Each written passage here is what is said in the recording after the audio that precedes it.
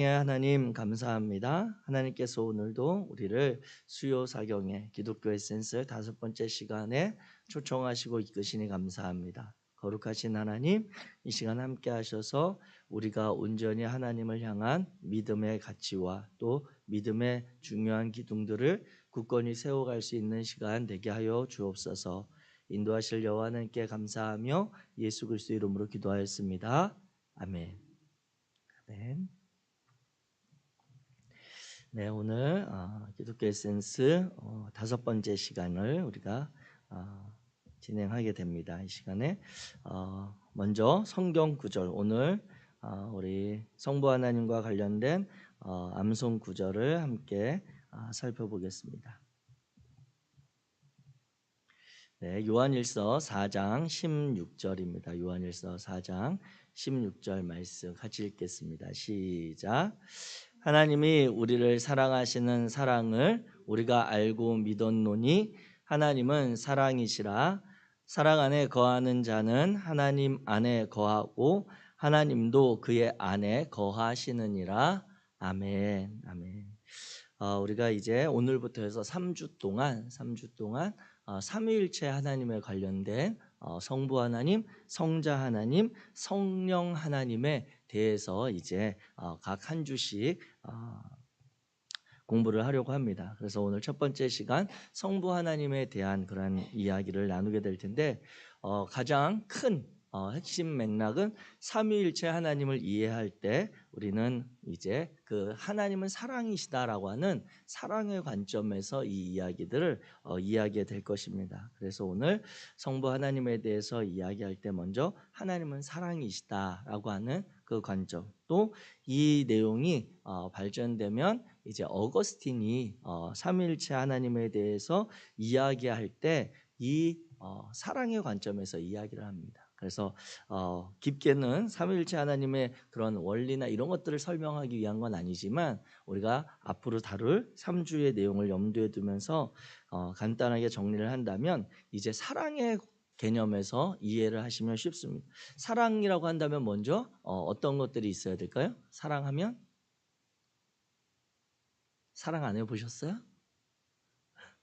사랑하면 기쁘고 즐겁고 행복하고, 자, 사랑을 할 때 우리 생각하면 일단 사랑하는 사람이 있죠. 그리고 사랑을 받는 사람이 있습니다. 그런데 그 두 사람과의 관계 속에 사랑에 우리가 보이지 않지만 기쁘고 행복한 사랑이 있는 것입니다. 그래서 이 어거스틴은 이 삼일체에 대해서 설명할 때 근거 없는 이야기는 아니고요. 사랑하는 자, 사랑받는 자, 그리고 그 안에 있는 사랑의 관계가 있다. 이것이 동시에 존재하는 것이다라고 하는 것으로 설명을 합니다. 그래서 이 이야기를 이제 또 예수님의 세례 받으실 때 상황에 보면 예수님이 세례 받으실 때 하늘에서 이는 내 사랑하는 자요라고 하면서 하나님께서 예수님에 대해서 이야기하시고 그 관계가 사랑의 관계라고 하는 것을 이야기합니다. 즉 다시 말하면 성경 내용을 통해서 우리가 삼위일체를 이해한다면 그것은 사랑을 하시는 하나님과 사랑받는 자 예수와 그리고 또 그 사랑을 이루어지게 하는 성령의 운행하심이 있다라고 하는 것입니다. 그리고 그것이 오늘 우리 시대로 본다면 사랑을 주시는 하나님이 있고 또 하나님이 사랑하는 교회가 있고 하나님과 교회 사이에는 그 사랑의 관계가 있는 것이다라고 하는 것이죠. 우리 성도들로 바꿔서 생각하셔도 마찬가지입니다.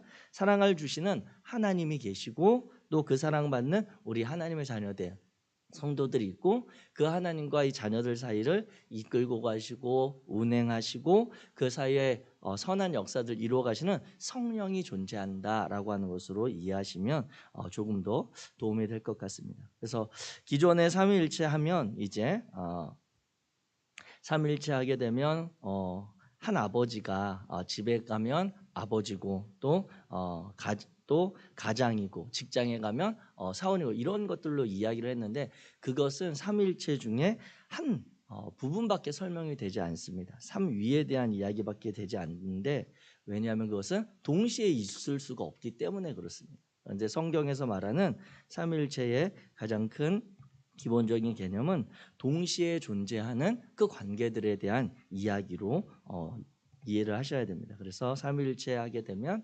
사랑하는 자, 사랑받는 자, 그리고 그 사랑을 이끌어가는 성령의 사랑의 관계가 있다라고 하는 것입니다. 그렇게 일단 좀 가볍게 좀 정리를 하고 차츰 이제 성부 하나님 지나서 성자 하나님, 성령 하나님 가면서 조금 더 그 이야기들을 담아서 풀어보도록 하겠습니다. 자, 먼저 오늘 성부 하나님에 대한 이야기입니다. 성부 하나님은 일단 우리가 출발 전제가 기본 존재가 우리 같이 읽겠습니다. 시작. 아버지로서 하나님은 모든 존재하는 것들의 원천으로 사랑으로 창조 세계와 인류를 돌보신다라고 하는 것입니다. 성부 하나님은 일단 아버지의 그러한 모습 아버지의 존재로서 우리가 우리의 안에 역사하시는 그 하나님을 이해하자라고 하는 것입니다. 그래서 이 아버지 되시는 그 하나님은 모든 존재하는, 즉 생명 가진 것들의 원천이 되시는 분이십니다. 그래서 그분은 그 생명들을 존재하게 하는 낳으심뿐만 아니라 그들을 돌보시고 그들을 케어하시는데 사랑으로 하신다라고 하는 거죠. 그래서 우리 육신의 부모님을 생각해 본다면 우리 육체의 부모님의 아버지의 역할들, 아버지와의 관계들을 우리가 떠올리시면 성부 하나님을 이해하시는데 조금 쉽겠습니다. 우리 육체의 아버지도 우리에게 생명 주시는 아버지시죠. 그리고 우리가 이 땅을 살아가는 동안 우리의 필요를 채우시는, 사랑으로 돌보시는 분이 우리 아버지 아니겠습니까? 그래서 삼위의 하나님 가운데 성부 하나님은 아버지의 그런 사랑을 베푸시는 관계의 하나님으로 이해를 하시면 조금 더 도움이 되겠고요. 자, 그 가운데 먼저 우리 창조주 하나님 1번의 창조주 하나님에 대해서 살펴보도록 하겠습니다. 그 가운데 이제 창조주 하나님에 대해서 이야기를 살펴보면 그분에 대해서 영원하신 그 하나님에 대해서 우리가 이해해야 할 필요가 있습니다. 먼저 영원하신 하나님, 창조주 하나님은 영원하시다라고 하는 것이죠. 그래서 이 영원이라고 하는 그 이야기를 할 때 먼저 우리에게 없는 그 시간의 개념을 좀 살펴볼 필요가 있습니다. 우리가 생각하는 그 시간을 창조하시고 지으신 분도 하나님이시라고 하는 것입니다. 그래서 그 하나님의 시간과 그리고 우리 인간의 시간은 다릅니다. 왜냐하면 하나님은 그 시간을 지으신 분이고 만드신 분이기에 시간의 주인이 되시는 분이 하나님이시지만 우리 인간은 그 하나님께 그 시간을 선물로 받은 그러한 존재입니다. 그래서 그 주어진 시간, 선물로 받은 시간 안에서 살아가는 이들이 바로 인간이라고 하는 것이죠. 즉 이것을 다시 말하면 시간의 주인 되신 하나님은 그 시간을 지으셨기 때문에 무한하십니다. 그러나 우리 인간은 그 시간을 선물로 받고 선물로 받은 시간 안에 살아가기에 일단 유한할 수밖에 없죠. 그리고 시간의 주인 되신 하나님은 그 하나님은 성경에서도 보면 과거와 현재와 미래를 왕래하시는, 그리고 그 표현들도 과거의 이야기를 하는데 미래에 완성될 것에 대한 것을 과거의 이야기로 표현을 하기도 하고 또 과거의 이야기를 미래에 이루어질 것처럼 표현하기도 합니다. 물론 그것은 우리와는 조금 언어 표현이나 이런 시제를 기록하는 방식이 조금 다를 수도 있겠지만 그것을 먼저 사용하게 하시는 분이 하나님이라고 하는 거죠. 그래서 우리 하나님께서는 과거, 현재, 미래를 초월하셔서 과거에서도 미래 이야기를 하시고 미래에서도 과거의 이야기를 되어질 것으로 이야기하기도 합니다. 그러나 우리 인간은 어제의 시간은 어제의 시간입니다. 그리고 미래의 시간, 내일의 시간은 우리가 아직 모르는, 경험할 수 없는 생각이나 상상은 가능하지만 이루어질 수 없는 그런 시간입니다. 우리 인간은 오직 유일하게 현재만 살아가고 있습니다. 그런데 제가 이렇게 이야기하고 있는 말들도 이미 벌써 제 입 밖에서 나가면 과거가 돼버리는 거예요. 그래서 한번 뱉은 말을 우리가 주워 담을 수 없다라고 하는 그러한 말들의 중요한 의미가 있는 게 우리는 항상 현재밖에 살아갈 수 없고 현재의 시간에 매여 있는 유한한 존재라고 하는 것이죠. 그래서 인간은 유한한 존재이고 하나님은 영원하신 창조주 하나님이라고 하는 것입니다. 차원의 개념적으로도 우리가 볼 때 우리는 인간은 3차원적인 시간을 살아갑니다. 그래서 좌우 앞뒤가 막혔을 때 우리 인간은 그나마 위아래까지 쳐다볼 수 있는 그러한 삶을 살아가고 문제를 풀어가지만 하나님은 그 모든 것들을 뛰어넘는 4차원의 그러한 개념 속에 계십니다. 그렇기 때문에 우리가 있는 이 유한한 세계를 그분이 다스리시고 지으시고 운행하실 수가 있는 것이죠. 이 차원을 설명하는 3차원과 4차원을 설명하는 영상이 좀 있긴 한데 그건 제가 뒤에 이렇게 성자 하나님이나 성령 하나님 끝날 때 조금 여유 있을 때 잠깐 그건 보도록 하겠습니다. 그래서 일단 우리 하나님에 대해서 성부 하나님, 우리 모든 생명 가진 존재의 원천이 되시는 그 하나님은 창조주 하나님이시고 그 하나님이 창조주 하나님이라고 하는 것은 그분이 생명을 주실 수 있는 영원하신 하나님이다라고 하는 그 개념으로 이해하시면 되겠습니다. 자, 두 번째 이제 그 하나님은 크신 하나님입니다. 크신 하나님. 그래서 이 크신 하나님을 살펴볼 때 우리는 세 가지로 이 하나님을 보게 되는데 첫 번째는 전능하시다라고 하는 것입니다. 전능하시다라고 하는 이 하나님은 전능하시기에 불가능한 일이 없으십니다. 그래서 창세기 17장 1절 말씀 우리 같이 한번 읽겠습니다. 시작. 아브람이 99세 때에 여호와께서 아브람에게 나타나서 그에게 이르시되 나는 전능한 하나님이라 너는 내 앞에서 행하여 완전하라 이렇게 말씀하십니다. 즉 하나님 스스로 말씀하시길 나는 전능하다라고 이야기하십니다. 그런데 이 말씀을 하실 때 창세기 17장의 상황이 무엇이냐면 창세기 그 16장의 15장부터 하나님께서 아브라함에게 나타나셔서 내가 너에게 아들을 주시겠다는 약속을 주시거든요. 그런데 그때가 75세예요. 75세. 그래서 그때 75세 때에도 오늘날 우리도 75세 어르신이 아들을 낳는다? 과연 가능할까? 요즘은 100세 시대니까 좀 가능하지 않을까라는 생각도 해보긴 하지만 그 당시에 아브라함도 스스로 이야기하기를 불가능합니다. 이렇게 이야기하거든요. 그러면서 이제 15장 지나 16장 가면서 이 이야기를 들은 아브라함의 아내 이제 사라가 자신의 몸에서는 도저히 아들을 낳을 수 없을 것 같으니까 어차피 당신의 아들이니 내 여종 젊은 여종 하갈을 통해서 아들을 낳아도 그 아들이 당신의 아들 아니냐라고 하면서 이제 하갈을 통해서 이스마엘을 낳은 사건이 있습니다. 그런데 그때 사건 지나서 하나님이 75세 때 이후로 그 일이 있고 나서 24년 동안 아브라함에게 이제 삐지셔가지고 말 안 들었다고 삐지셔가지고 한마디도 안 걸다가 이제 99세 때 다시 나타나셔서 너는 내 앞에서 완전하라.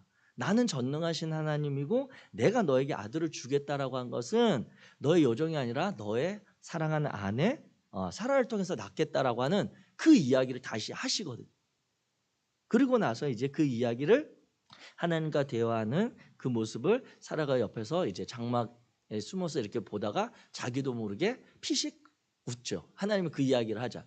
기쁨의 웃음으로 보기는 어렵습니다. 그 상황은. 그런데 그 이야기를 피식 웃지만 하나님은 그래도 자신의 약속 언약을 지키시기 위해서 아들을 낳게 하시는데 그 아들이 이제 사라를 통해서 낳게 되는 사라가 아들을 낳을 때가 이제 아브라함은 100세, 사라는 99세. 때는 그때 낳은 아들. 그래서 사라가 웃었다. 사라에게 기쁨을 주시기를 하나님이 원하셨다라고 하는 이름으로 이삭이라는 아들을 주시는 이제 사건으로 연결되는 상황입니다. 이와 같이 하나님은 우리 인간이 보기에 불가능하다. 우리 인간에겐 답이 없다라고 하는 여기시는 일들을 행하실 수 있는 그 하나님이십니다. 그래서 그분은 스스로 표현하실 때 나는 전능하다라고 이야기하고 우리도 그 하나님은 전능하십니다라고 고백하고 찬양하는 것이죠. 이와 같이 저와 여러분들의 삶에 문제의 답이 없을 때 전능하신 그 하나님, 우리의 생각과 우리의 차원과는 다른 방법의 해답을 가지고 계신 그 하나님을 의뢰하시기를 바랍니다. 자, 두 번째 그 크신 하나님은 어떤 하나님이신가라고 했을 때 그 하나님은 전지하신 하나님입니다. 전지하신 하나님, 우리 욥기 37장 16절 말씀 같이 읽습니다. 시작. 그대는 겹겹이 쌓인 구름과 완전한 지식의 경이로움을 아느냐라고 이야기하는데, 즉 자연 만물을 보게 되면 우리는 감탄하고 아름답고 정말 그 아름다움에 대해서 경이로움을 느끼게 되죠. 그런데 그것이 언제 생겼는지, 어떻게 생겼는지, 어떻게 그렇게 계절이 바뀌면 단풍이 그렇게 달라지는지, 저는 그런 감흥이나 감정 정서적인 면이 조금 이렇게 표현이 약한 편인데, 제가 실제로 그런 것들을 느꼈던 때가 이제 군 생활 처음 입대를 했습니다. 그래서 훈련소에 가서 이제 저기 구파발 거기에서 훈련을 받는데, 훈련 받는 첫날 저녁 때 맞은편 북한산에 단풍이 들어있는 거예요. 그걸 보는 순간 저도 보면 단풍이 참 저렇게 아름다운데 나는 여기 이렇게 연병장을 구르고 있구나, 이런 감정이 생기더라고요. 그 자연이 아름답고 변하는 걸 그때 매일 해마다 그렇게 바뀌는데 못 느끼다가 세상 그때 느꼈던 그런 경험들이 있습니다. 이와 같이 우리는 자연 만물과 이 우주의 시간들이 운행되어지는 것을 우리 인간의 지식으로는 알기가 어렵습니다. 과학이 많이 발전했다라고 하지만 그 과학이 설명해주고 풀어주는 것은 그 보여지는 현상에 대해서 그것이 일어나는 것을 보여줄 뿐입니다. 그래서 우리가 병원에 가면 의사 선생님들한테 이렇게 아파서 갈 때, 의사 선생님 제가 이렇게 아파서 왔어요 하면 의사 선생님이 그 아픈 것을 치료하거나 통증을 덜어주는 처방은 해줍니다. 그런데 의사 선생님, 제가 왜 이렇게 아파요? 이거 왜 그런 거예요? 라고 물어보면 그 의사 선생님도 정확하게 왜 그렇습니다라고 하지 않고 그 안에 어떤 현상 때문에 그럴 것입니다 라고 이야기해요. 그래서 항상 의사 선생님들 하는 이야기를 듣고 나면 원인을 명확하게 규정하지는 못하겠다라고 하는 그 이야기를 듣습니다. 우리의 삶에 있어서 실제적인 것도 그렇고 우리의 문제의 해답도 마찬가지입니다. 우리는 갑자기 이 상황이, 이 문제가 왜 벌어졌는지, 이 어려움이 왜 찾아왔는지 그 이유를 알 수 없습니다. 그리고 이유를 알 수 없기 때문에 그 문제의 근본적인 해답도 우리에게는 없습니다. 그때 그 상황을 처리하고 넘어갈 뿐이죠. 그러나 전지하신 하나님은 우리의 삶의 모든 문제에 대해서, 어려움에 대해서 해답을 갖고 계시고 그 원인을 가지고 계신 분입니다. 그래서 그 하나님은 우리보다 훨씬, 우리의 생각보다, 지혜보다 크신 하나님이십니다. 아울러서 그 크신 하나님은 세 번째로 살펴보면 무소부재하신 하나님이십니다. 시편 113편 139편 8절에 보면 내가 하늘에 올라갈지라도 거기 계시며 수월에 내 자리를 펼지라도 거기 계시니이다라고 시인이 고백합니다. 즉 하늘 저 끝에 가고 그리고 스올이라고 여겨지는 가장 깊은 잠든 이들이 있는 그곳에 내가 내려갈지라도 하나님이 거기 계신 것 같더라라고 하는 이 시인의 고백인 거예요. 즉 시간을 창조하신 그 하나님은 또한 공간도 지으시고 모든 창조 세계를 만드신 분입니다. 그래서 그분은 어디에도, 어떤 공간에도 제약받지 않으십니다. 그 하나님이 시간을 지으시고 과거, 현재, 미래를 제한받지 않으신다라고 하는 것은 그때그때 시간마다 장소가 달라지는 그러한 상황이 있는데 그 모든 곳에 존재하실 수 있는 그 하나님이라고 하는 것이죠. 그래서 이 하나님은 무소부재하신, 즉 어디에도 안 계신 곳이 없는 그 하나님이시라고 하는 것을 우리가 살펴보게 됩니다. 다시 한번 정리합니다. 우리 아버지 되시는 성부 하나님은 모든 것의 원천이 되시는 그 하나님은 영원하신 하나님, 그리고 크신 하나님이다 라고 하는 것입니다. 그래서 우리는 그 하나님을 신뢰하고 있습니다. 자, 두 번째로 우리 거룩하신 하나님에 대해서 같이 살펴보겠습니다. 거룩하신 하나님은 크게 세 가지로 우리가 그 하나님, 성부 하나님의 모습을 발견하게 되는데, 성경에서 발견한 첫 번째 그 하나님은 세상과 구별되십니다. 세상의 그 어떤 것과도, 세상의 그 어떤 신과도, 어떤 생명과도 다른 분이십니다. 그래서 그 하나님은 철저하게 세상과 구별되시는 하나님으로 이 하나님은 이제 시편 99편 3절에 보면 주의 크고 두려운 이름을 찬송할지니 그는 거룩하심이로다라고 이야기합니다. 이 하나님에 대해서 우리가 인간과 신의 차이를 생각한다고 하면 그것은 근본적으로 너무 쉬운 거죠. 그런데 특별히 또 우리가 믿고 섬기고 따르는 이 하나님은 다른 신과도, 다른 이들이 따르는 종교의 신과도 다릅니다. 왜 그러냐면 짧게 정리해서 이야기한다면 이 하나님은 우리 인간을 사랑하시는 대상으로 여기는 하나님이십니다. 그런데 다른 이방의 구약의 고대 근동에 있었던 그러한 신들은 그 인간들을 사랑하는 것이 아니라 그 인간들을 자신들의 하급한 존재로 여깁니다. 또 우리 하나님은 우리 인간들을 사랑하셔서 그들에게 위에서 섬기시고 일하시는 하나님이시죠. 그래서 우리 하나님이 천지를 지으실 때 6일 동안 일하시고 하루 안식하시는 그 모습을 보이시면서 우리 인간도 그와 같이 일하는 존재로 자신의 삶을 채워가는 존재로 지으셨던 것입니다. 또 우리 하나님은 다른 신들과 다르게 이스라엘 민족들을 그리고 당신의 자녀된 우리들을 신부로 여기시는 그 하나님으로 요한계시록에서 또 이야기합니다. 즉 하나님과 우리와의 관계는 철저하게 사랑의 관계로 묶여 있고 그 사랑의 관계를 시작하신 이가 하나님이십니다. 그래서 세상의 그 어떤 존재, 그분이 지으신 피조물들과는 당연히 다르신 존재, 영원하시고 크시기에 다르신 존재일 뿐만 아니라 다른 종교에서 말하는 신들과도 우리 하나님은 철저하게 구별되시는 그러한 하나님이시다라고 하는 것입니다. 그래서 이 하나님을 세상과 구별되심으로 우리는 살펴볼 수가 있고요. 두 번째, 그 하나님은 진실하신 하나님이십니다. 히브리서 6장 18절 우리 같이 읽겠습니다. 시작. 이는 하나님이 거짓말을 하실 수 없는 이 두 가지 변하지 못할 사실로 말미암아 앞에 있는 소망을 얻으려고 피난처를 찾은 우리에게 큰 안위를 받게 하려 하심이라. 아멘. 하나님은 거짓말을 하실 수 없는 그 하나님이십니다. 하나님은 정직하시고 그 어떤 것도 공의로 행하시기에 거짓이 없으시고 또한 그렇기에 마땅히 거짓된 자를 싫어하십니다. 그래서 하나님이 그 아들 독생하신 예수 그리스도를 십자가에 죽이신 내어주신 그 이유가 그 하나님이 정직하시고 거짓이 없으시기 때문입니다. 그 하나님이 정하신 죄를 지은 자는 하나님 가까이 할 수 없고 죄의 싹수로 그 열매로 사망을 거둘 수밖에 없다라고 하는 그 하나님의 그 구별되심, 거룩하심을 지켜가기 위해 그 말씀을 지키시기 위해 하나님이 선택하신 방법이 그 아들을 십자가에 내어주셨다라고 하는 것이죠. 그것을 보게 될 때 우리 하나님은 자신의 말을 성실하게 신실하게 지키시는 진실하신 하나님이십니다. 그렇게 우리에게도 거짓된 것을 버리고 거짓의 아비 된 사단을 그들의 말을 듣지 말고 하나님의 뜻에 따라 살기를 기대하시는 하나님이십니다. 이와 같이 우리 하나님은 진실하신 하나님이시고 우리 하나님은 또한 세 번째로 선하신 하나님입니다.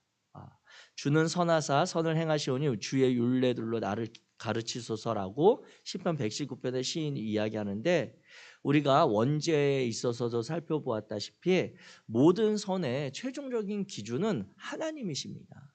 하나님의 지으신 이 피조세계와 창조세계는 하나님의 그 방법, 하나님의 기준을 따라 지켜지고 운행되어질 때 가장 그 안에 모든 자연 만물들이 안전하고 평화롭고 행복하게 살 수 있습니다. 하나님은 절대적인 선하심으로 이 세상을 지으셨고 다스린다라고 하는 것을 우리는 어떻게 볼 수 있습니까? 만약에 이 창조세계를 지으신 순서를 하나님이 거꾸로 하셨다. 우리 인간을 먼저 지으시고 그 다음에 빛과 어둠을 나누시고 그 다음에 궁창과 땅을 나누시고 육지와 바다를 나누시고 했다라고 생각을 해보자고요. 그냥 하나님은 그렇게 하지 않으셨지만 그렇게 만약에 하셨다고 한다면 우리 인간은 존재할 수가 없는 거예요. 이 땅에 생명 가진 모든 것들은 하나님이 지으셨지만 그 안에서 살아갈 수가 없습니다. 지금 우리들의 삶의 모습을 보게 될 때. 그러나 하나님은 하나님의 선하심, 하나님의 기준, 하나님의 계획하심에 따라 이 땅의 모든 창조 세계를 지으시고 그것들을 지켜가도록 우리에게 생명을 주셨지만 우리 인간은 첫 번째 인간이었던 아담이 그 하나님과 같은 기준을 갖고자 하므로 자기 나름대로는 내가 선하게 할 수 있을 거라고 생각했을 수 있겠죠. 내가 기준으로 내 방식을 선하게 한다면 정말 잘 될 것이라고 생각할 수 있지만 그것은 그 개인의 생각일 수밖에 없는 것입니다. 그렇기에 불완전한 불완전한 선일 수밖에 없고 하나님의 뜻에서 어긋날 수밖에 없는 그런 모습입니다.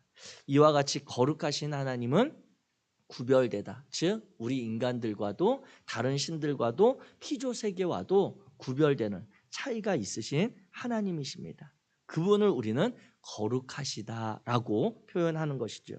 이와 같은 그 하나님을 우리가 신뢰하고 나아가기를 원합니다. 자, 세 번째로 살펴보게 되는 우리 하나님은 역사의 주관자가 되시는 하나님이십니다. 그래서 우주와 그 가운데 있는 만물을 지으신 천지의 주제시다라고 우리가 어렵게 표현하는데, 주제다라고 하는 것은 주인 주자의 재상 제자입니다. 즉 주인으로서 재상처럼 다스리고 관리한다라고 하는 의미거든요. 즉 온 우주 세계를 지으시고 생명의 존재를 만드신 그 하나님은 그냥 내가 이렇게 만들었으니 너희들 알아서 살아 라고 이렇게 방관하시는 분이 아니라 그 가운데 하나님께서 친히 그 모든 것들을 다스리시고 운행하시고 관리하신다라고 하는 것입니다. 그 역사의 주관자 되시는 그 하나님을 살펴보게 될 때 첫 번째, 우리 하나님은 성실하게 일하시는 하나님이십니다. 그래서 태초부터 지금까지 하나님은 성실하게 자연 만물을 돌보고 계십니다. 에레미야에 보면 여호와의 인자와 긍휼이 무궁하심으로 우리가 진멸되지 아니함이니이다. 이것들이 아침마다 새로우니 주의 성실하심이 크시도소이다 라고 이렇게 선지자는 이야기합니다. 즉 하나님이 만약에 성실하지 않으셨다, 하나님이 성실하지 않으셨다라고 한다면 우리의 삶이 어떻게 되겠습니까? 일전에 저희 아내와 이렇게 전시회를 갔던 적이 있는데 거기 전시 작품 중에 이렇게 사진과 절묘하게 이렇게 조형물들을 만들어서 만든 그런 전시회였는데 거기에 보니까 신의 모습을 이제 형상화한 그런 모습이 있더라고요. 그래서 큰 틀에 이렇게 한쪽 그림이 이렇게 낮에 그림이 있고 한쪽 그림이 밤에 그림이 있어요. 그래서 그 사람이 작업복을 입은 그런 사람이 그 이렇게 레버를 이렇게 옮기면 낮이 밤으로 바뀌고 또 이쪽에서 이쪽으로 옮기면 밤이 낮으로 바뀌는 그런 작품을 본 적이 있는데, 하나님이 만약에 우리 인간들처럼 그 일을 행하다가 하루 좀 쉬어야 되겠다, 오늘 좀 피곤해서 조금 늦어야 되겠다, 오늘 우리 유튜브 나가는데 갑자기 분명히 새벽 기도에도 제 모습이 여기 있으면 잘 보였는데 안 보여지는 그런 일들이 벌어졌다라고 하는 것들이 이루어지면 우리의 삶이 어떻게 되겠습니까? 이 자연 만물이 오늘날 우리가 기후 위기나 환경의 문제의 심각함을 이야기할 때 그것은 하나님이 관리를 안 하셔서가 아니라 우리 인간이 다음에 보겠지만 너무나도 하나님과 다른 우리 나름대로 방식의 선한, 우리에게 좋다라고 여겨지는 것들을, 편하다고 여겨지는 것들을 너무너무 많이 행하다 보니 오늘 우리가 이러한 사회의 현상을 경험하게 되는 것입니다. 그러나 성부 되시는 우리의 아버지 되시는 모든 생명의 원천 되시는 그 하나님은 그럼에도 불구하고 성실하게 그 모든 것들을 지켜가시며 운행하시며 행하시는 분이라고 하는 것입니다. 그 하나님의 성실하심을 의지해서 오늘도 우리가 하나님 앞에 온전함으로 삶을 살아가게 되기를 원합니다. 두 번째로 일하시는 하나님, 역사를 주관하시는 그 하나님은 역사를 어떻게 주관하시고 일하시느냐? 그 성실하신 하나님이 온전히 일하시지만 또한 나를 통해 일하시는 하나님이라고 하는 것입니다. 우리 굵은 글씨 하나님의 자녀들은 같이 읽어보겠습니다. 시작. 하나님의 자녀들은 역사의 방관자가 아닌 주체입니다. 아멘. 그래서 하나님은 우리 인간을 지으시고 나서 창세기 1장 28절에 뭐라고 말씀하셨냐면 같이 읽습니다. 시작. 하나님이 그들에게 복을 주시며 하나님이 그들에게 이르시되 생육하고 번성하여 땅에 충만하라. 땅을 정복하라. 바다의 물고기와 하늘의 새와 땅에 움직이는 모든 생물을 다스리라 하시니라. 아멘. 이것이 우리 인간에게 주신 하나님이 주신 사명이에요.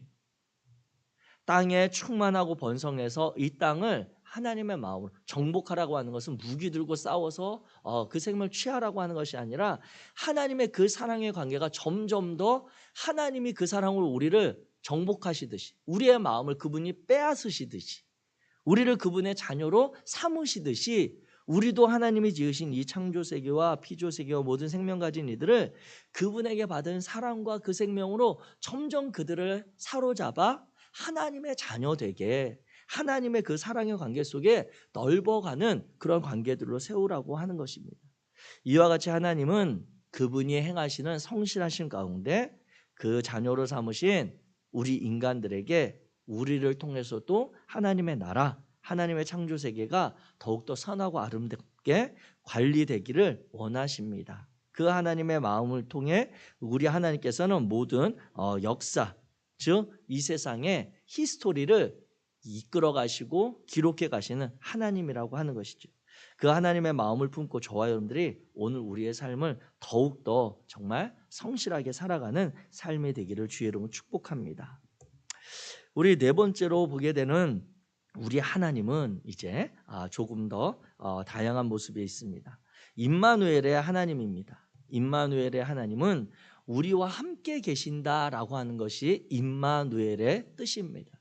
즉 하나님은 성실하게 일하시면서 우리에게 이 땅을 다스리시고 사랑의 관계를 넓혀갈 것을 기대하시지만 또 그 일을 행하는 우리를 함께 하십니다. 그래서 임마누엘의 하나님은 첫 번째로 가까이 계신 하나님입니다. 저와 여러분 곁에 가까이 계시는 그 하나님. 그래서 야고보서 4장 8절에 보면 하나님을 가까이 하라. 그리하면 너희를 가까이 하시리라.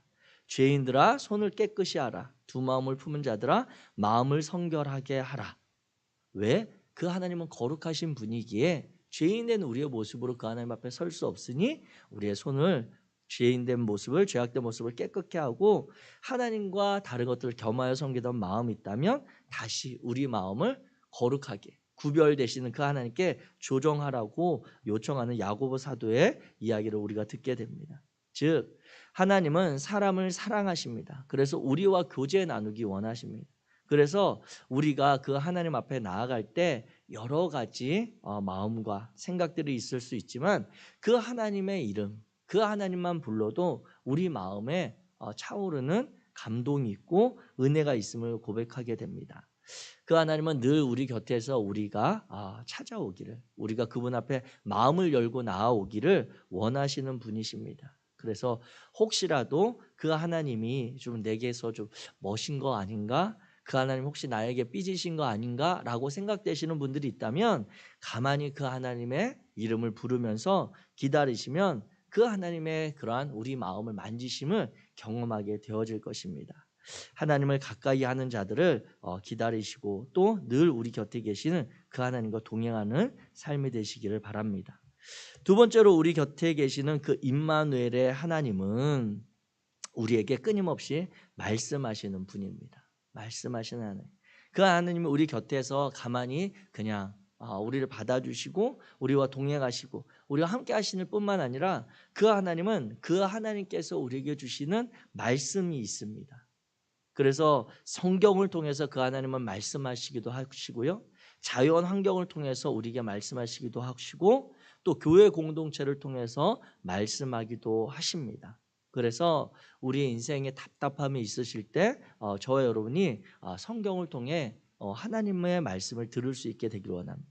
하나님이 그렇다고 오늘 당장 어떤 복권을 사라 이렇게 성경 아무리 펼쳐도 그런 이야기는 없습니다. 그러나 그 성경을 펼치게 되면 내가 복권 안 사도 우리 하나님이 복 주시는구나 라고 하는 걸 알게 되는 거예요. 그 하나님의 말씀은 우리가 생각하는 차원과 우리가 기대하는 것보다 더 깊으십니다. 그런데 중요한 것은 그 하나님은 우리가 알아들을 때까지 계속 말씀하신다는 거예요. 그냥 한 번 이야기했으니까 끝. 못 알아들으면 그건 너 책임이고, 이게 아니라 그 하나님은 우리가 그 말씀을, 그 하나님의 마음을 알아들을 수 있을 때까지 계속해서 말씀하십니다. 그래서 매일같이 우리가 새벽에 그 하나님의 말씀을 나누고 매일같이 그 하나님 앞에 기도하고 그 하나님의 마음을 품고 오늘 하루 하나님께서 동행하신다는 것을 기도하는 것처럼 성경을 펴면 우리 인생에 대한 해답이 있습니다. 자연환경, 그것을 보게 될 때 그 하나님을 찬양하고 그 하나님의 다스리는 그 하나님의 살아계심을 우리는 듣게 되고 보게 되죠. 그리고 또 교회 공동체 안에 세우신, 우리와 관계 맺게 하신 선한 관계들 통해 때로 우리를 돕는 그 하나님의 마음을 느끼게 되고, 우리에게 정말 고민이 되고 갈등이 있을 때 하나님께서 이렇게 권면하시는 마음을 느끼게 되는 것입니다.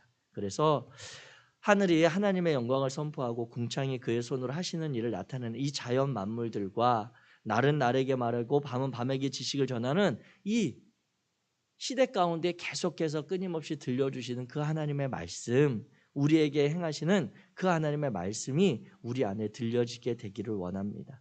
그래서 그 하나님은 우리에게 자신을 낮추어서 내가 너희를 이렇게 사랑해, 내가 너희를 이만큼 사랑해 라고 하시는 그 모습이 바로 이제 다음 주에 나누게 될 그 성자 예수님의 그 모습이 바로 하나님의 그 큰 사랑을 정말 아무도 부정할 수 없게, 아무도 그 사랑의 표현은 놓칠 수 없도록 하기 위해서 그 하나님이 쓰신, 말씀하시는 가장 큰 음성인 것이죠.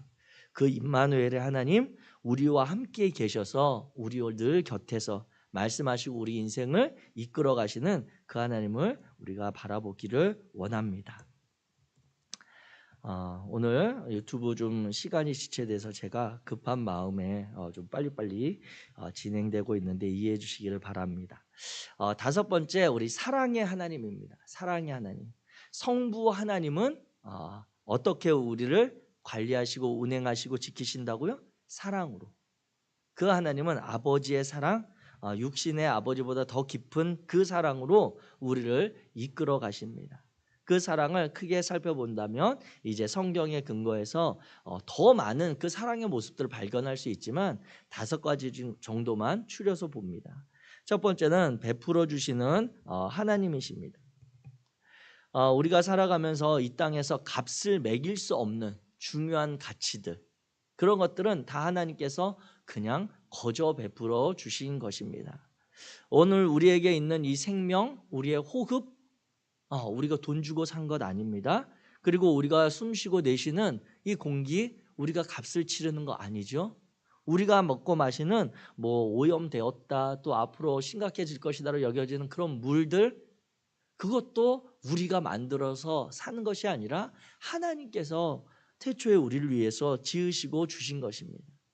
우리가 정말 값을 정말 비싸다라고 여기는 것들은 다 인간이 값을 매기는 것이지만 그 돈을 주고도 값을 매길 수 없는 모든 귀한 것들은 하나님께서 우리에게 베풀어 주시는 분입니다. 그 하나님이 우리에게 베풀어 주시는 그 사랑과 그 은혜가 우리에게 있음을 우리는 살면서 감사할 수 있어야 하고 볼 수 있어야 하는 것입니다. 우리가 가끔씩 어떤 어려움이 닥칠 때 이런 표현하죠. 갑자기 왜 이런 일이 나한테, 이 문제가 왜 나한테 생기는지 모르겠다. 반대로 이야기 한번 해볼까요? 하나님이 갑자기 나한테 왜 이런 은혜 주시는지 모르겠다. 하나님이 우리 집에 왜 이런 선물 주시는지 모르겠다. 이러한 고백은 우리에게 너무 없고, 우리가 당하는 문제와 어려움에 대해서 지나가고 그 문제도 하나님이 함께 하셔서 극복하게 하시는데 그 문제에 대해서만 우리는 너무 시선을 두고 있는 것 아닌가.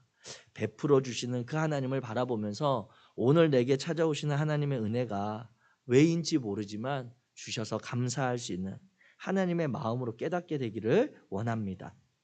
두 번째, 우리는 용서하시는 그 하나님을 사랑의 하나님으로 보게 됩니다. 이사야 1장 18절을 보면 이렇게 말씀하십니다. 여호와께서 말씀하시되 오라 우리가 서로 변론하자. 너희의 죄가 주홍 같을지라도 눈과 같이 희어질 것이요 진홍같이 붉을지라도 양털같이 희게 되리라. 이 일을 이루시는 분이 누구십니까? 하나님이십니다. 죄인된 우리 주홍같이 붉은 죄, 진홍같이 붉은 그런 죄, 감히 하나님 앞에 나아갈 수 없는 그런 죄인을 용납하시고 받아주시고 품어주시는 것은 우리의 노력, 우리의 정말 뜨거운 기도, 우리의 많이 흘린 눈물, 아니 우리가 하나님께 드리는 그러한 모든 예물 이러한 것이 아니라 하나님이 받아주시는 것입니다. 조건 없는 사랑으로 품어주시는 그 하나님, 용서하시는 하나님, 어제의 일들을 회개하고 오늘 새로운 날을 또 우리의 범죄와 욕심으로 망쳐버린 그 우리를 다시 맞아주시는 그 하나님, 그 하나님은 용서하시는 분입니다. 그 하나님 앞에 우리가 그 사랑을 느끼고 고백할 수 있기를 원합니다. 세 번째로 사랑의 하나님은 우리를 지켜주시는 하나님이십니다. 우리 믿음의 고백으로 시편의 말씀을 같이 읽겠습니다. 시작. 여호와는 나의 반석이시요 요새시요 나를 건지시는 이시요 나의 하나님이시요 내가 그 안에 피할 나의 바위시요 나의 방패시요 나의 구원의 뿌리시요 나의 산성이시로다. 아멘. 시인이 이렇게 고백했지만 우리가 이 부분 따져보면 반석이신 그 하나님이 누구의 하나님? 나의 하나님. 요새이신 하나님이 여기 계신 권사님들의 하나님도 되지만 저의 하나님이십니다. 건지시는 그분이 저의 하나님이시지만 또한 여기 계신 집사님의 하나님이시기도 한 것이죠. 이와 같이 우리를 지켜주시는 그 하나님은 모든 생명 가진 이들, 모든 생명 하나하나를 개개인적으로 지키시고 안전하고 보호하시고 평안하도록 지키십니다. 두려운 마음, 불안한 마음 하나님이 주셔서 그런 게 아니라 내 마음이 불안한 거예요. 내 마음이 두려운 것입니다. 그런데 아무리 문제가 생기고 두려워해도 갓난아기들 잘 때 보면 너무너무 편안하잖아요. 엄마 아빠는 지금 문제 때문에 막 이리저리 뛰어다녀도 그 아이는 그렇게 평안하게 잘 수가 없어요. 그것은 그 밖의 상황이 누가 그 마음에 두려움을 주고 평안을 줘서가 아니라 하나님이 우리 안에 모든 문제들 가운데 어려움 가운데도 지키시고 이끄시고 우리를 보호하시고 평안으로 인도하시는데 우리가 자꾸 그 마음을 빼앗기고 그 문제를 자꾸 크게 보는 것입니다. 지키시는 하나님을 신뢰함으로 우리의 삶에 다가오는 여러 문제들 가운데 그 하나님 손만 잡고 웃으면서 또 기도하면서 찬송하면서 그 일들을 넘어설 수 있는 믿음의 성도님들 되시기를 주의 이름으로 축복합니다. 네 번째로 인도하시는 그 하나님이 사랑의 하나님이십니다. 신명기 8장 15절에 보면 너를 인도하여 그 광대하고 위험한 광야 곧 불뱀과 전갈이 있고 물이 없는 간조한 땅을 지나게 하셨으며 또 너를 위하여 단단한 반석에서 물을 내셨다라고 모세를 통해 고백하게 하십니다. 그렇습니다. 하나님은 우리를 인도해 가십니다. 우리가 이 인생길을 살아가는 동안 위험하기도 하고 갑자기 예기치 않은 그런 풀숲에서 광야 땅속에서 불뱀과 전갈이 나오기도 하고 정말 우리의 숨을 못 쉴 것 같은 목이 타는 그런 갈증나는 그런 뜨거움이 있을 때에도 그럼에도 하나님은 우리를 이끌어 가십니다. 그래서 모세를 통해 이스라엘 백성들이 고백하는 것은 40년 동안 그와 같은 길을 걸었지만 우리의 신발이 헤어지지 않고 발이 부르트지 않고 그들이 굶주려서 못 먹어서 죽은 사람이 없고 하나님께서 가야 될 때와 멈춰설 때를 한 번도 틀린 적이 없고 그들을 이스라엘의 약속의 땅으로 인도하셨다라고 하는 것이죠. 우리도 그 하나님이 약속으로 맺어주신 그 언약의 땅, 소망의 땅, 하나님의 나라를 바라보며 살아가는 인생인데 그 길 누가 인도하신다고요? 우리 하나님이. 우리 하나님이 우리를 책임지고 인도하심을 기억하시기 바랍니다. 다섯 번째로 우리가 새겨보아야 할 것은 그 하나님은 징계하시는 하나님이라고 하는 것입니다. 우리 히브리서 12장 7절 8절 말씀 같이 읽겠습니다. 시작. 너희가 참음은 징계를 받기 위함이라 하나님이 아들과 같이 너희를 대우하시나니 어찌 아버지가 징계하지 않는 아들이 있으리요? 징계는 다 받는 것이거늘 너희에게 없으면 사생자요 친아들이 아니니라. 아멘. 우리가 자녀들을 키울 때 오늘 특별히 성부 하나님에 대해서 살펴보면 부모된 마음을 입장에서 생각을 해보면 우리 아이들을 우리가 장난으로 야단치거나 농담으로 그들의 마음을 상하게 하거나 그들에게 징계를 하는 부모 없습니다. 징계를 하는 것은 우리의 말로 사랑의 표현이기도 하고 사랑으로 그들을 바로 세우고자 하는 것이 우리 육신의 부모들의 마음일지인데 우리 하나님께서 사랑하시는 아들이라고 하는 것이 또 다른 표현이 우리가 어긋나거나 우리가 하나님의 자녀됨을 버리고 다른 길려고 할 때 그 하나님께서 우리를 다시 이끌기 위해서 징계하신다라고 하는 것입니다. 그래서 어쩌면 하나님의 징계는 사랑하는 자녀를 위한 하나님의 진짜 사랑일 수 있다라고 하는 것이죠. 내 아들이 아니라면, 내 자식이 아니라고 한다면 그가 조금 잘못된 길로 간들 부모된 내가 무슨 상관이 있겠습니까? 내 아들이 아닌데, 내 자식이 아닌데. 그런데 내 자녀들에게 우리가 그렇게 부모로서 조바심 나는 거, 이해가 되는 마음은 무엇이냐면 그들이 그렇게 하다가 조금 더 어긋날까 봐, 그들이 그렇게 하다가 믿음과 신앙에서 조금 더 멀어지고 하나님을 잊어버릴까 봐, 하나님의 자녀된 그 복을 잃어버리고 살아갈까 봐 염려 가득한 것이죠. 세상의 사회에서도 마찬가지 아닙니까? 우리가 하나님의 인도하심을 믿지만 그래도 부모된 이들로서 조바심이 나는 것은 그들이 정말 너무 고생하지 않았으면 하는 마음, 너무 힘들지 않았으면 하는 마음. 부모된 사람으로서 먼저 인생을 살아본 선배로서 보니까 저렇게 하면 조금 고생할 것 같아서 그것을 덜어주고 싶은 조바심이 우리에게 있어서 그것을 우리가 다스리지 못하는 그런 염려가 있는 게 부모의 마음 아닙니까? 하나님께서 징계하시는 그 마음도 저와 여러분들이 부모된 우리의 마음으로 동일하게 받게 되기를 원합니다. 정말 내가 악한 일을 하고 있는데 세상 사람들이 생명 가진 그 존재를 다 힘들게 하는 그런 일들을 하고 있는데 너무 잘 된다? 형통한다? 그것은 어쩌면 심각하게 고민해야 될 그런 문제일 수 있습니다.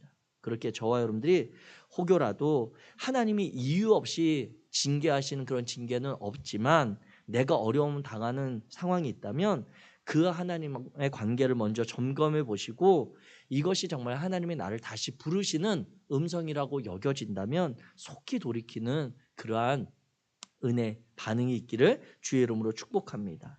이와 같이 하나님은 사랑의 하나님이십니다. 그 사랑을 하나님께서 오늘 우리가 나누는 것은 성경을 통해 5가지로 나누어 본 것입니다. 은혜를 베풀어 주시고 사랑을 베풀어 주시는 하나님, 우리의 부족함과 연약함과 죄악에 대해서 용서하시는 그 하나님, 그리고 우리의 갈 길을 지키시고 인도하시는 하나님, 그리고 우리를 사랑으로 징계하시는 하나님. 이것은 하나님이 우리에게 직접적으로 나타내신 사랑의 표현을 5가지로 나누어 본 것입니다. 따지고 보면 사실 더 많지만 오늘 우리는 그 모든 것들을 다 이렇게 살펴볼 그러한 시간은 아니기 때문에 5가지로 정리했습니다. 자, 이제 마지막으로 6번째입니다. 그렇다면 이 성부 하나님이 우리를 이렇게 사랑하시는데 하나님의 자녀된 우리의 삶의 모습과는 어떤 관계가 있을까라고 우리가 같이 살펴보겠습니다. 요한일서 3장 9절 말씀 같이 읽습니다. 시작. 하나님께로부터 난 자마다 죄를 짓지 아니하나니 이는 하나님의 씨가 그의 속에 거함이요 그도 범죄하지 못하는 것은 하나님께로부터 났음이라. 아멘. 이것은 이 말씀을 읽을 때 이것을 결론으로 읽으셔야 됩니다. 이것은 무슨 말이냐면 하나님의 그 자녀가 죄를 짓지 아니한다라고 하는 것은 지금 오늘 우리 어제도 나 죄 지었는데 이게 아니라 하나님과의 관계 속에 있을 때 그 모든 죄가 하나님의 회복하심의 기회가 있다라고 하는 것입니다. 우리가 어제까지의 삶에 대해서 부족함에 대해서 오늘 하루를 감히 하나님의 자녀로 살아갑니다라고 고백하는 것은 내 죄가 없어서가 아니라 하나님이 용서하시고 회복하시고 다시 하나님의 자녀로 살아갈 기회를 또 하루 허락하셨다고 하는 것이죠. 그래서 범죄하지 못하는 것은 하나님께로부터 났다라고 하는 이 말씀은 우리가 영원토록 그 범죄에 매여서 살아갈 존재가 아니라고 하는 것입니다. 우리는 실수할 수 있고 넘어질 수 있지만 회개하고 돌이켜서 계속해서 하나님의 자녀로 살아가고자 하는 힘을 공급받는 그러한 존재라고 하는 것입니다. 그래서 하나님의 자녀는 거룩함으로 하나님이 구별되신 것처럼 세상의 모든 존재들과 다른 신들과 다르게 사랑으로 관계 맺으시는 그 특별한 사랑, 세상은 이해할 수 없고 어리석다라고 이야기하는 그 사랑으로 의지해서 우리는 죄의 유혹을 이기고 그 하나님의 사랑을 의지해서 삶의 자리를 하나님의 나라를 이루어가는 자들이 하나님의 자녀라고 하는 것이지요. 그렇기에 성경에서 이야기하고 있는 그 하나님은 사랑의 하나님, 우리를 사랑하시는 아버지 되시는 하나님이라고 하는 것입니다. 우리가 우리 자녀들이 한번 실수했다고 당장 그들을 책망하기도 하고 야단도 치지만 그들을 내버리지 않고 다시 품고 기대를 가지고 다시 또 지켜보는 것처럼 우리의 하나님도 아버지의 마음으로 우리가 죄의 유혹을 이기고 하나님의 나라의 자녀로 하나님의 기쁨의 교제가 있는 그 나라를 이루어가는 존재로 기대하시고 축복하시는 것을 신뢰하시기 바랍니다. 그 하나님과의 관계를 온전히 누리며 살아가는 복된 저와 여러분 되시기를 축복합니다. 네, 오늘 삼위일체 하나님 가운데 첫 번째 성부 하나님에 대해서 우리가 같이 살펴보았습니다. 성부 하나님, 아버지 되시는 하나님, 그 마음을 성부 하나님에 대해서도 여러 가지 관점이 있지만 특별히 아버지의 마음, 사랑의 그런 관점에서 내용들을 특별히 더 정리했습니다. 이 마음 품고 저와 여러분들이 믿고 따르는 우리 하나님은 나의 아버지 같은 존재이다. 혹시 육신의 아버지에게 상처받으신 분들, 아버지의 존재에 대해서 혹시라도 좀 부담이 있을 수 있습니다. 그러나 그 육신의 부모의 그 마음만을 가지고 계신 그 아버지이지 그 성부 하나님은 전혀 다른 존재입니다. 끊임없이 기다리시고 용납하시고 베푸시고 우리를 지키고 보호하시는 그 하나님, 자신의 모습이 육체를 입고 이 땅에 오셔서까지 정말 내가 너를 사랑해서 죽었다라고 말씀하시는 그 보이신 하나님이심을 기억하고 우리가 그 하나님을 신뢰하기 원합니다. 이 시간 우리 같이 기도하고 오늘 5번째 시간을 마치도록 하겠습니다. 이 시간에 기도하시